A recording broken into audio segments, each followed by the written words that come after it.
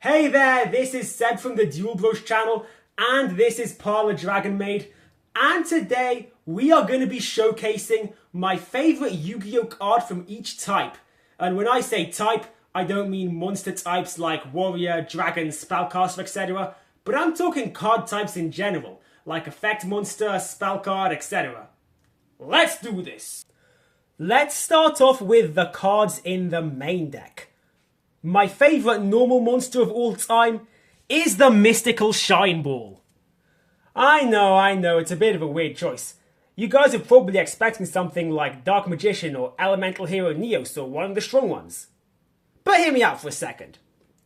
Mystical Shine Ball is a very special card to me because this card is the card that taught me there's more than meets the eye to the strategies of this game.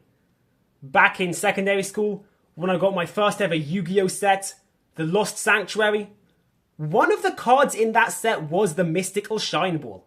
And at first I thought, bro, this card sucks. It's the weakest one of the bunch. I mean, it's got no effect, 500 attack, 500 defense. What's the point of this?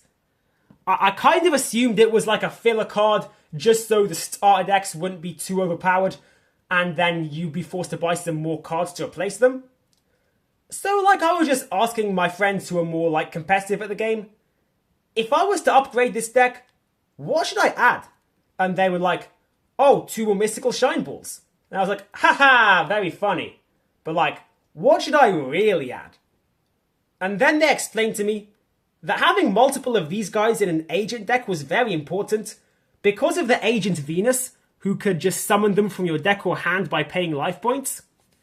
And then with multiple Shine Balls, of course you could Xyz summon, you could do all sorts of things. And it made me realise, even if these guys are weak individually, there's a very easy way to get lots of these together. And when they're together, great things can happen. So it's just a very neat piece of my Yu-Gi-Oh history, and I will always look back fondly on this weird crystal ball thingy.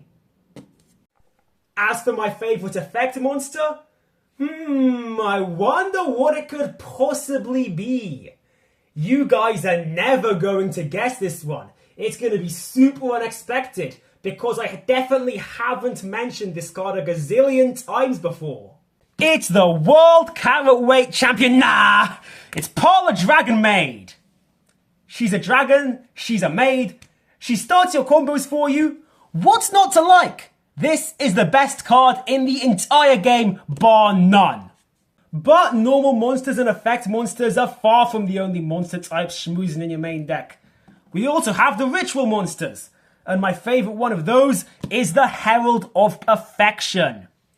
Before I was the Dragon Maids guy, I was the Light Fairy guy. And the Herald of Affection, he was the coolest one by a mile. This guy's very unique in terms of Yu-Gi-Oh cards.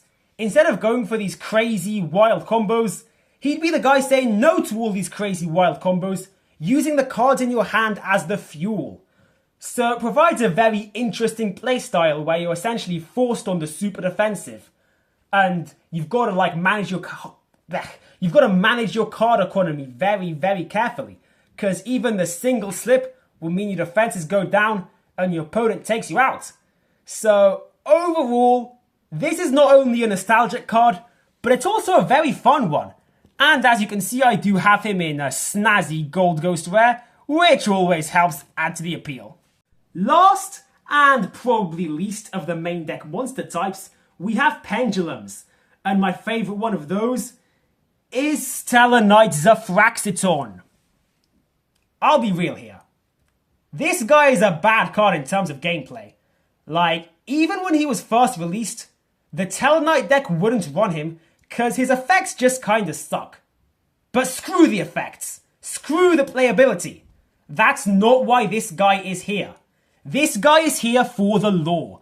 I am a huge fan of dual terminal lore, and this character is one of the 2 characters that keeps switching between being my favourite.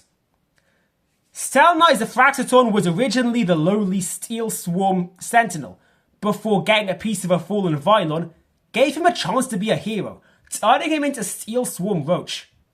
Of course, going from like a low-level demon to a hero had all sorts of responsibilities. It was a whole new thing for him.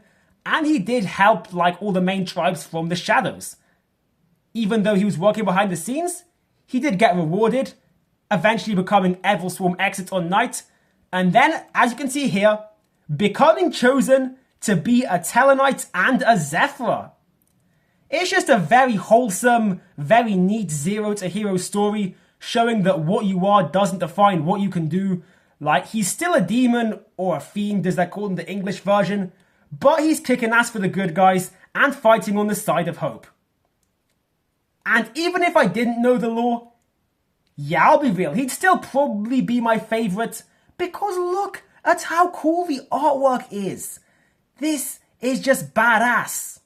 Now, as I like to say in my deck profile videos, onto the spell cards.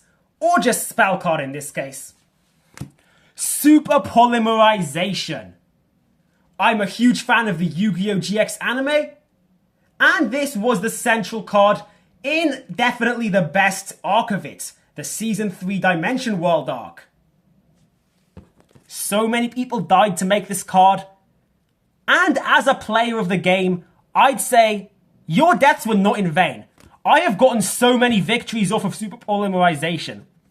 It's just such a satisfying way to break your opponent's board, fusing them off into your own creations. Like, just pulling this off always puts a big smile on my face. I like to joke that I'm the Supreme King, because my luck with this card is crazy too. I don't know why, but like, I always draw it exactly when I need it. Me and this card, we've been through a lot together. And don't worry, I did learn the morals from Season 3. I will use Super Polymerization responsibly. And not kill a bunch of civilians to get another one. You activated my trap card! Dragon Maid Tidying. What can I say? I'm the Dragon Maid guy. I love this stuff. Look at how happy the maids look in the artwork. Dragon Maid Tidying is such a cool trap card.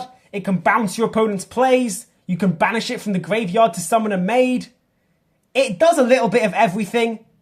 And it is just awesome. That's it for the main deck cards. Now on to the extra decks, starting with fusions. My favourite fusion is, surprise, surprise, Dragon Maid Shio. A lot of cards in this game do Omni Negates. Shio is the only one that Omni Negates by transforming from a dragon into a maid. Like, how cool is that? Also, the standby phase effect of special summoning a maid from your hand or graveyard does lead to you building a ginormous maid army in your opponent's standby phase, which is once again a super satisfying play. And also, that is just one cool dragon. I love the artwork of her. As for my favourite Synchro monster, it is the Master Flare Hyperion. As I said earlier, I do have an Agents deck. I'm a huge fan of their boss monsters, the Hyperions. And Master Flare is just a beautiful reimagining of the Hyperion character. Look at him with his like wings of fire in the middle of the solar system. And of course, he is an absolute beast on the battlefield as well, with his high attack, banishing effect, and ability to copy any agent.